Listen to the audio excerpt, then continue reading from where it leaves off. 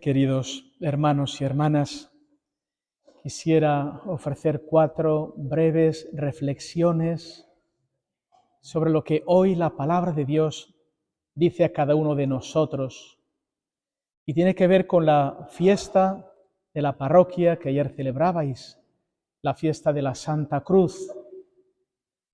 Y hablar de cruz es hablar de dolor y es hablar de sufrimiento, algo que es natural que nos repele, porque estamos hechos para vivir. De hecho, en el Salmo decíamos, caminaré en presencia del Señor en el país de los vivos, porque Dios es un Dios de vivos y nos llama para la vida. Pero ciertamente aparece el sufrimiento en nuestras vidas y a veces a la gente el sufrimiento le aleja de Dios. Porque decimos, ¿cómo es posible que si Dios es Padre y es tan bueno, cómo es posible que haya tanto sufrimiento en el mundo? Tantas hambrunas, tantos niños que mueren, pero precisamente la respuesta del Señor es que Él viene a llenar de sentido y de vida nuestro sufrimiento. Vemos que hoy Jesús va a Cesarea de Filipo y hace el primer anuncio de su pasión. Y está diciendo a los apóstoles que Él es el Mesías, pero ha dicho cosas muy fuertes. Mirad que el Mesías tiene que padecer mucho, ser reprobado, ser ejecutado, palabra dura, ser ejecutado y resucitar. Y Pedro no lo entendía. No puede ser así. Si tú eres Dios, ¿cómo es que vas a padecer? ¿Cómo es que te van a ejecutar? Y lo que hace el Señor es asumir sobre sí todos nuestros sufrimientos, llenarlos de sentido. Nuestra vida tiene también su mochila de sufrimiento. Y acabo de estar con los equipos parroquiales y con los jóvenes. Les decía que este año hacía 30 años de sacerdote, cumplía los 30 años. Si algo he aprendido en mi vida sacerdotal es lo que sufre la gente. La mochila de sufrimiento que cada uno lleva encima. Y no solo las personas mayores, también los jóvenes. La primera causa de muerte violenta entre los jóvenes, curiosamente, es el suicidio, que va creciendo, teniendo toda la vida por delante, no poder soportar la vida y preferir la muerte.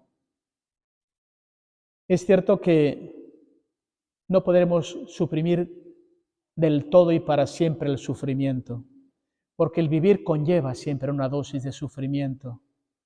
Y es verdad que podemos luchar contra él, y luchamos contra él.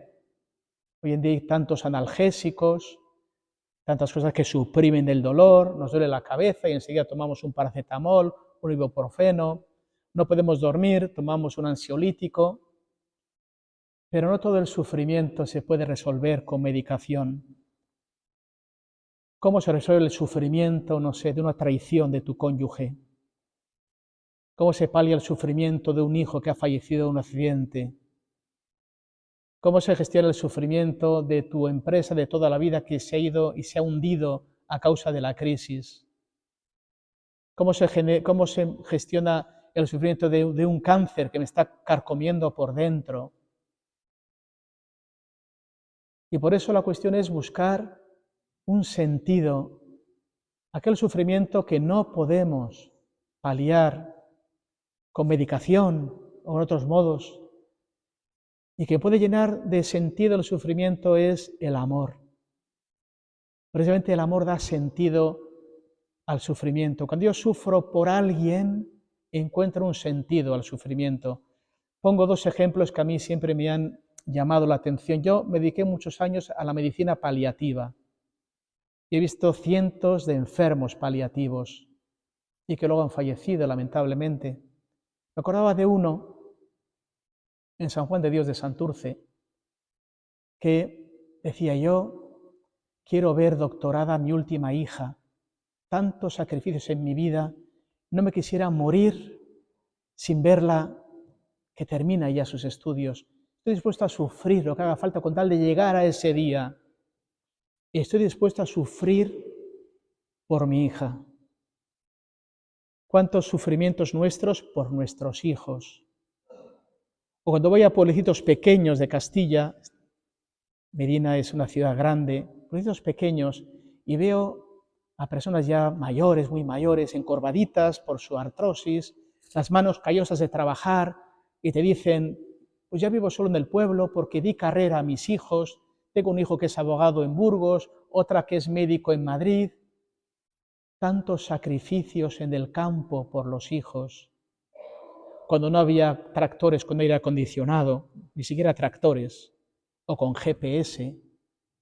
Soy capaz de asumir un sufrimiento por amor a otras personas. Eso es la cruz. El Señor asume el sufrimiento por amor a nosotros. Por eso ha dicho, el Hijo del Hombre tiene que sufrir, tiene que padecer por amor.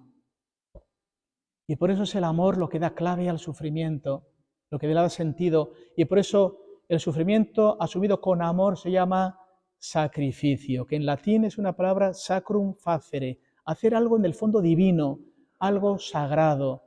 ¿Cuántos sufrimientos vosotros también acogéis por vuestros hijos o por vuestros seres queridos? ¿Cuántos trabajos? ¿Cuánto desgaste?